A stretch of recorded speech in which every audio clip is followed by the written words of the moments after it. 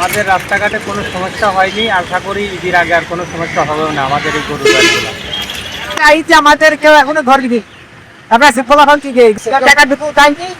কিছু কিছু খারাপ ঘটনা প্রতিবারই ঘটে। তো পুলিশ হেডকোয়ার্টার এবার খুব সুনির্দিষ্টভাবে বলে দিয়েছে যে পশুবাহী কোনো ট্রাক বা কোনো গাড়ি পশুবাহী কোনো হাটে বা কোনো গন্তব্যে যাওয়ার সময় কেউ আটকাবে না। শুধু যে পুলিশ আটকাবে না তা না, কোনো বাজারের কেউ জোর করে এক বাজারে যাওয়ার গাড়িকে অন্য বাজারে যাতে থামিয়ে না দেয় সে ব্যবস্থাও আমাদের রয়েছে।